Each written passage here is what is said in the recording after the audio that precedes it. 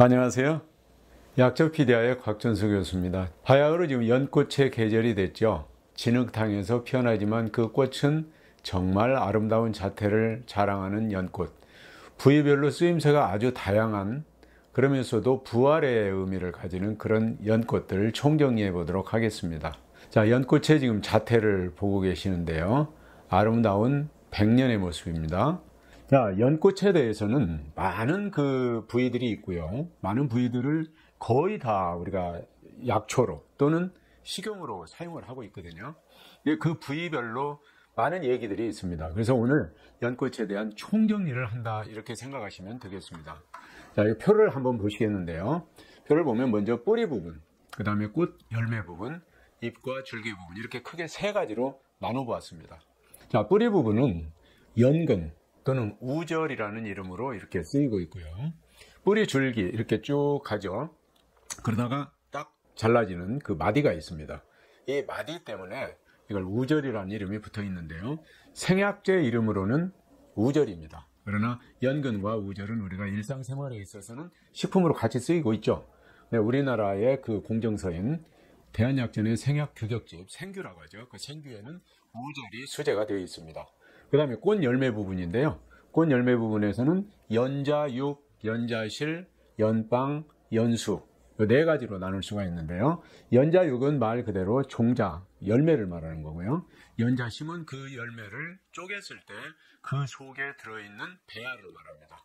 그래서 연자육과 연자심이 공정서에 수제가 되어 있는데요. 연자육은 대한약전에, 그 다음에 연자심은 생규에 수제가 되어 있습니다. 그 다음에 연빵과 연수, 이것도 약으로 쓰는데 이건 민간약재로 사용합니다. 꽃받침, 이걸 갖다 연빵이라고 그러고요. 연수는 꽃 속에 들어있는 수술 있죠. 꽃 수술, 그거를 갖다가 연수라고 얘기를 합니다. 잎과 줄기도 우리가 생각해 볼 수 있는데요. 연꽃의 잎을 갖다 우리가 하엽이라고 그럽니다. 연꽃 하자를 써서요. 이것도 역시 생규에 수제가 되어 있고, 하경은 그 잎 자루를 갖다 우리가 하경이라고 얘기를 합니다. 이거를 명확하게 이렇게 구분을 해 놓고요. 그러고 나서 앞으로 공부를 해 주시면 좋을 것 같습니다. 자, 맨 먼저 뿌리 부분인데요. 자, 왼쪽에 보이는 그 사진은 우리가 그 껍질을 벗기고 연근을 절단을 해 놓은 그런, 우리 이제 식품으로 많이 사용하는, 절임도 해 먹고 하는 그런 연근입니다. 근데 오른쪽에 그 마디 부분이 보이죠. 그것이 바로 우절입니다. 우절. 네, 참고로 하시면 되겠고요. 자, 그렇다면 이 뿌리 부분에 대한 몇 가지 중요한 점들을 정리를 해보도록 하겠습니다. 대개 가을에서 겨울 사이에 채취를 하고요. 그 성미가 달고 떫고 평하다, 이렇게 되어 있고요. 그 다음에 간, 폐, 유경락으로 들어가서 작용을 하게 됩니다.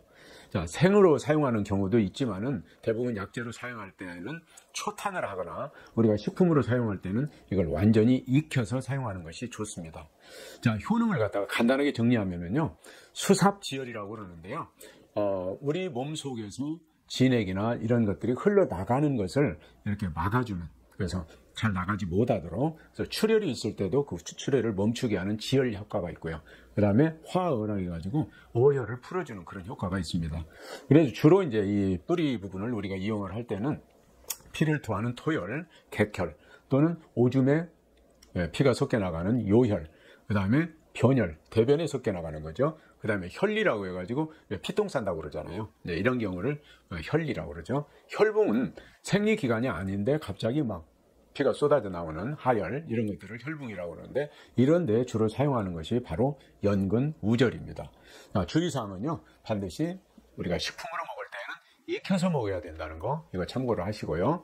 용법 용량 간단하게 보면은요, 건재로 사용할 때는 하루에 9 내지 15g 정도, 그 다음에 생용으로 사용할 때는 30 내지 60g을 사용한다 하는 걸 기억을 하시고요.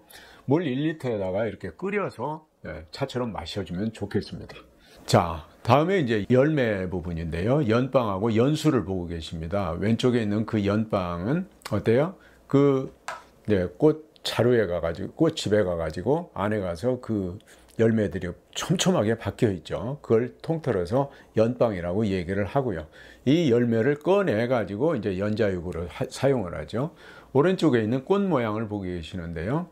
가운데 연방을 중심으로 해서 바깥쪽으로 수술이 많이 나 있죠. 그 수술을 따서 사용할 때 우리가 연수라고 얘기를 합니다. 수염 수자예요. 자, 그러면 이런 연방과 연수는 어떤 차이가 있느냐? 채취 시기를 보면은 연방의 경우에는 가을철에 성숙한 연자를 채취할 때 채취하시면 됩니다. 그 다음에 연수는 개화기에 그 수술을 훑어서 따서 말려주시면 되겠습니다. 자, 성미를 보면은 쓰고 떴고 평하다 되어 있고요. 주로 간경락으로 들어가서 작용을 해줍니다. 포제 방법은 건조해서 사용하시면 되겠고요. 효능을 한번 살펴볼까요? 연방의 경우에 어혈을 삭히고 지혈을 하고 그 다음에 거습작용, 몸 안에 습사를 제거한다 이렇게 되어 있는데요. 습사라고 하면은 이제 이해가 안 되는 부분들이 계실 텐데요. 쉽게 생각하면 우리 몸 속에 들어있는 불필요한 내장지방 같은 거 이런 것들을 갖다가 습사라고 얘기를 할 수가 있습니다. 연수의 경우에는 보신, 강정, 고정. 그래서 우리가 이제 특히 남성들의 경우에 강정작용을 하기 때문에 많이들 애용을 합니다. 주치를 한번 볼까요? 연방의 경우에 혈붕, 월경과다, 어혈, 복통 또는 피똥을 싸는 그런 혈리, 하혈, 요혈 이런 등등의 각종 출혈에다가 이걸 사용하게 됩니다. 연수의 경우에는요, 조루, 임포텐스, 빈뇨 이런 그 남성들의 특히 그 문제가 되는 그런 부분들에 가서 많이 애용을 하고 있습니다. 용량은 연방의 경우에 보통 하루에 5 내지 15g 정도, 대개 한 5 내지 10g 정도 사용하시면 되겠습니다. 이제 연자육하고 연자심을 보고 계시는데요. 연자육은 아까 그 연방에서 뽑아낸 그 열매 그 자체가 바로 연자육입니다. 근데 대개 이거를 쪼개 가지고 그 안에 들어있는 연자심을 빼내고 연자육으로 사용합니다. 연자심은 또 따로 사용하거든요. 지금 연자육 안에 지금 약간 그 싹이 나는 것처럼 그 배아가 지금 파랗게 들어있죠. 오른쪽 사진을 보면은 그게 바로 연자심이거든요. 그래서 이걸 이제 확대해서 보면은 이와 같은 모습으로 보이게 되는 거죠. 이걸 연자심이라고 그럽니다. 연자육은 그 심을 빼내고 난 뒤에 쪼개진 그런 그 열매, 이걸 갖다가 연자육이라고 그럽니다. 연자육의 겉모습을 보게 되면 약간 갈색을 띠고 있죠. 여기에 좀 주목을 해 주셔야 됩니다. 뒤에서 그 주의사항에 또 나오게 될 텐데요. 자, 연자육 한번 보겠습니다. 종자라고 그랬어요. 가을철 성숙한 연자를 채취할 때 이렇게 채취하시면 되겠고요. 성미가 달고 떴고 평하다라고 되어 있습니다. 그 다음에 심, 비, 신장 경락으로 들어가서 작용을 하게 되고요. 가공 포제하는 방법은 간단합니다. 이걸 쪼개서 거심 후에 연자심을 빼낸 뒤에 증숙을 합니다. 쪄서 말리는 거죠. 건재의 경우에 이제 어떤 효능이 있느냐 보면은 지사, 설사를 멎게 하는 거죠. 그 다음에 양심 안신이라 해가지고 우리 심장의 기능이 저하됐을 때 이 기능을 어때요? 이렇게 양육하듯이 길러서 강하게 해주는. 그 다음에 익신고정이라고 해서 신장의 기운을 더해줘서 정액을 이렇게 고정시키는 이런 작용을 하게 됩니다. 보비지사작용도 있죠. 비기능을 보호해주고 설사를 멎게 하는. 그래서 대개 이제 그 연자육의 경우에 생용을 하는 경우에는 청심작용이 있습니다. 우리 심장의 기능을 좀 맑고 깨끗하게 해주는 그런 효과들도 있습니다. 그래서 대개 이제 그 연자육의 경우에는 심신이 불안하다든지 가슴이 답답하고 막 두근거리고 막 신경이 많이 쓰이고 하는 그런 경우, 그렇게 해서 이제 하다 보면은 불면증이 올 수도 있겠죠. 그래서 실면이라고 얘기를 합니다.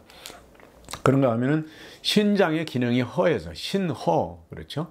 유정이 나온단 말이에요. 그래서 정액이 그냥 그 성행위를 하지 않는 그런 경우에도 소변에 섞여서 흘러나가는 그런 경우, 그냥 활정, 소변이 불금, 소변이 멈추지 않고 그냥 많이 나오는 그런 경우죠.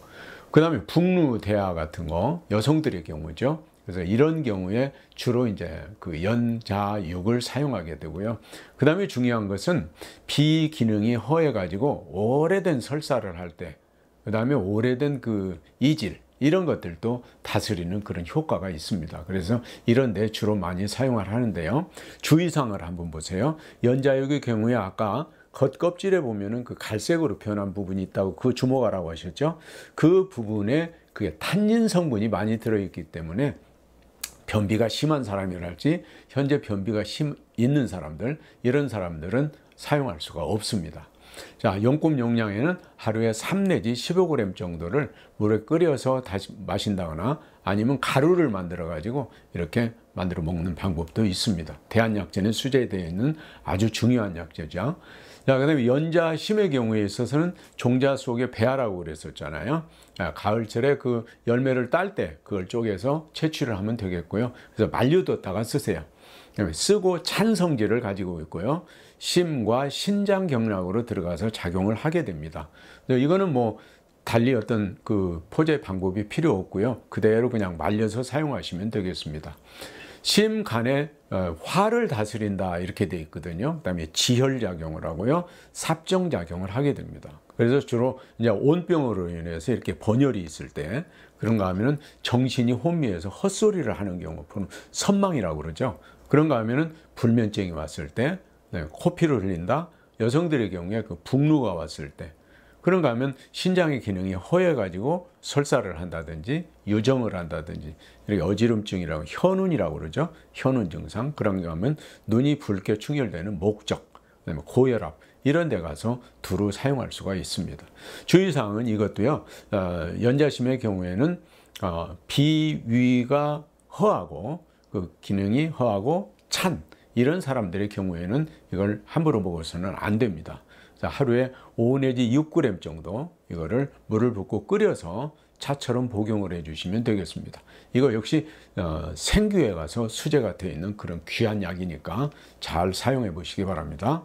자, 그 다음에 이제 잎으로 가는데요. 하엽하고 하경, 이걸 함께 보고 계십니다. 이쪽에 넓은 부분, 이걸 갖다가 하엽이라고 하고요. 이 잎 자루, 이걸 갖다가 하경이라고 얘기를 합니다. 이거는 지금 꽃이 맺혀 있는 화경이죠. 화경하고 하경은 좀 구분을 해서 사용해 주시면 좋겠습니다. 자, 하엽과 하경 간단하게 정리를 한번 해볼까요? 자, 채취 시기는 물론 여름에서 가을 사이에 채취를 하게 되는데 잎 상태가 좋은 걸 따세요. 잎 상태가 이렇게 좀 뭐 벌레가 먹었다든지 아니면 뭐 변색이 됐다든지 또는 고스라진 이런 것들을 따지 마시고요. 깨끗하고 아주 좋은 걸로 좀 채취를 해 주시면 되겠습니다. 그러니까 줄기를 보통 한 30-40cm 되게 이렇게 잘라 가지고 한꺼번에 채취를 하시면 되겠죠. 그래서 이 바로 밑에서 따면은 하경은 따로 쓰고 하엽은 따로 쓰고 이렇게 할 수가 있겠죠. 그래서 그런 식으로 채취를 하시면 되겠습니다. 자, 보통 이제 성미를 쓰고 떴고 평하다. 하엽도 그렇고 하경도 역시 마찬가지입니다. 가공 포제 방법은 하엽의 경우에 보통 생용으로 하게 되는데요. 요즘 이제 아마 그런 것들을 많이 드셔보셨을 거예요. 한정식집 같은데 또 이런 데 가게 되면은 연잎밥 있잖아요. 연잎에다가 이렇게 이제 맛있는 약밥 같은 것들을 갖다 쌀을 집어넣고 해가지고 둘둘 말아서 찧어서 나오는 아주 효과가 좋습니다.